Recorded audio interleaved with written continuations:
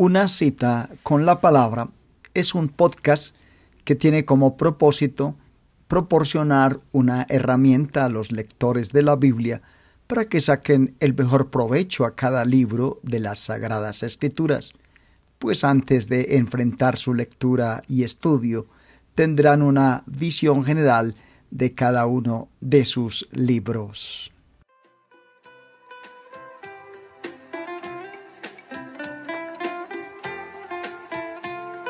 Bienvenidos a nuestro podcast, un recorrido capítulo a capítulo por todos los libros de la Biblia.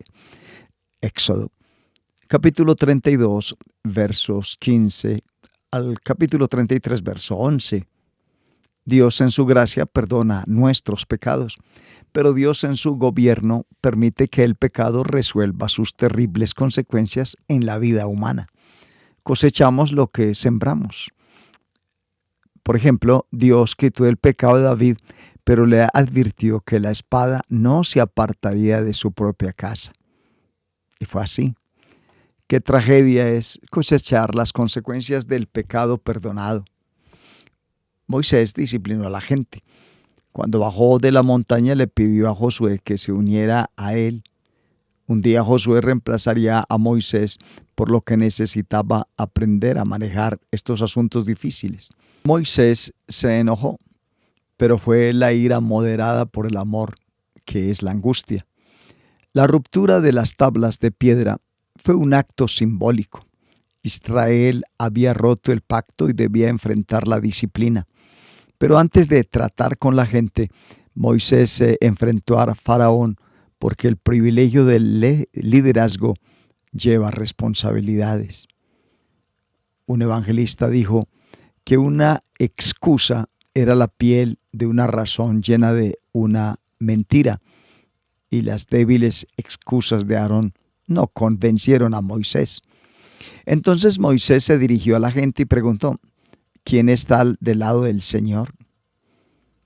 Esta fue una oportunidad para que todo Israel se arrepintiera y reafirmara su compromiso con el Señor.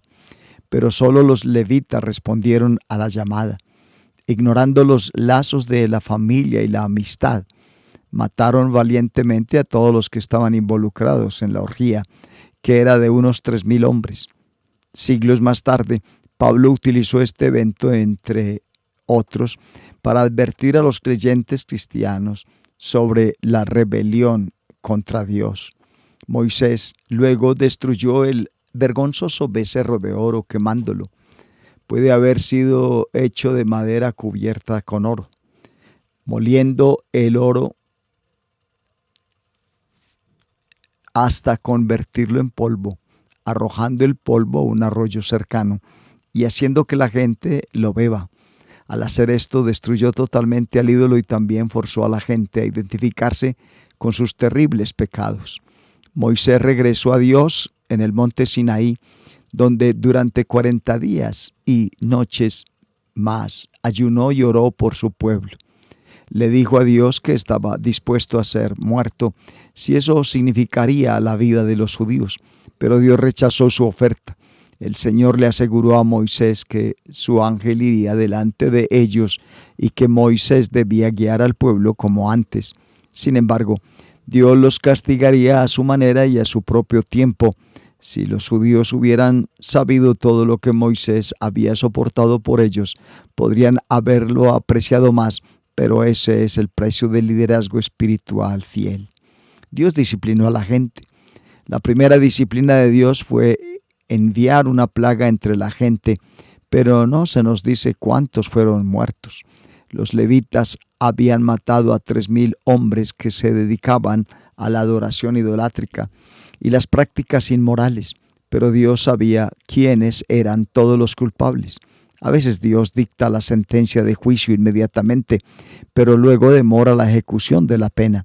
Sin embargo, ya sea en el Antiguo Testamento o en el Nuevo, hay pecado que conduce a la muerte. El segundo juicio de Dios fue negarse a presentarse ante Israel cuando marchaban a la tierra prometida.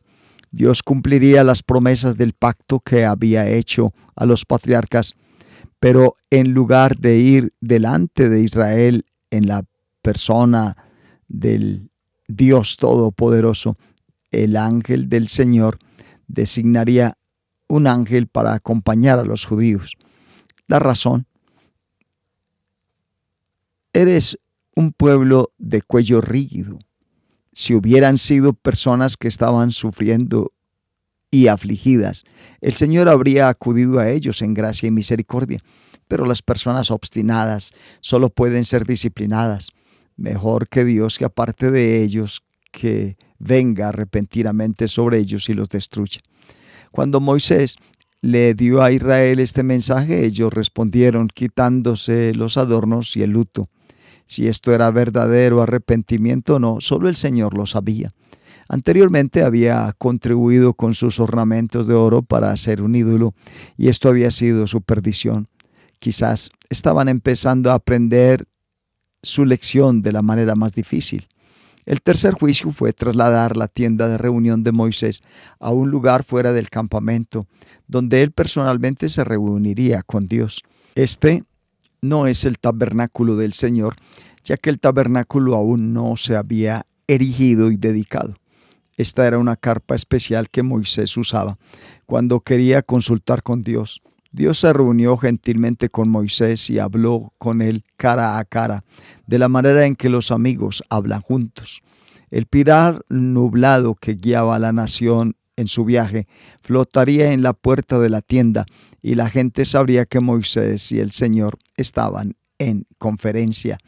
El pecado siempre es costoso, y el pecado de Israel no solo llevó a la muerte de miles de personas, sino que le robó a la nación la presencia del Señor en el campamento y en su viaje a la tierra prometida. Moisés le recordó al Señor su promesa de acompañar a la gente en su viaje. De hecho, cuando la nación cantó las alabanzas de Dios en el Mar Rojo, se regocijaron con la promesa de la presencia victoriosa de Dios. Ahora Dios iba a volver a su palabra.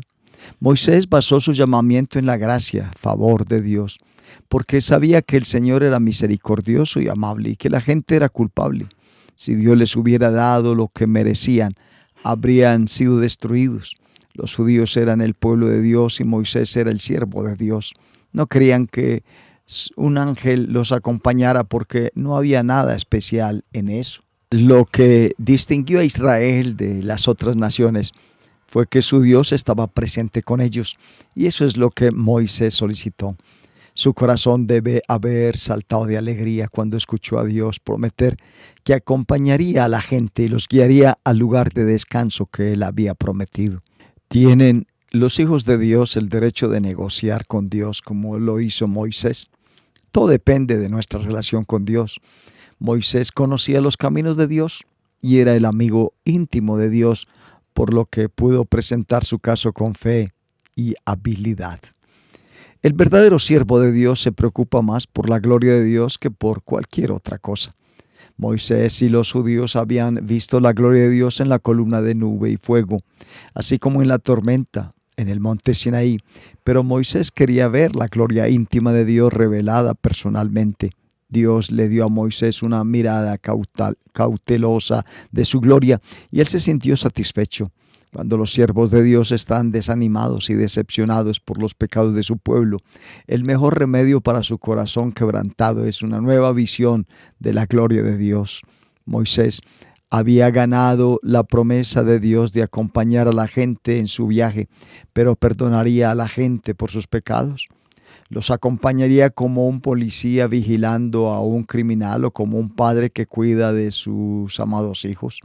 La respuesta vino cuando el Señor le ordenó a Moisés que preparara 2 nuevas tablas de piedra, porque esto significaba que iba a reemplazar las tablas que Moisés había roto. Dios renovaría el pacto. Temprano a la mañana siguiente, Moisés mantuvo la cita con las tabletas en su mano. Pero antes de hacer algo con las tablas, Dios proclamó la grandeza de sus atributos, una declaración que es básica para toda la teología judía y cristiana. Moisés repitió estas palabras a Dios en Cades Barnea. Los hijos las usaron en el día de Nehemías. Y Jonás las citó cuando se sentó haciendo pucheros afuera de Nínive. No leemos que Moisés cayó de bruces cuando vio los destellos de la gloria de Dios, pero se inclinó y adoró cuando escuchó a Dios hablar estas palabras magníficas. La fe viene al escuchar y recibir la palabra de Dios, por lo que Moisés, por la fe, pidió a Dios que perdonara a la gente. Los pronombres en esta oración son significativos. Perdona nuestras iniquidades y nuestros pecados.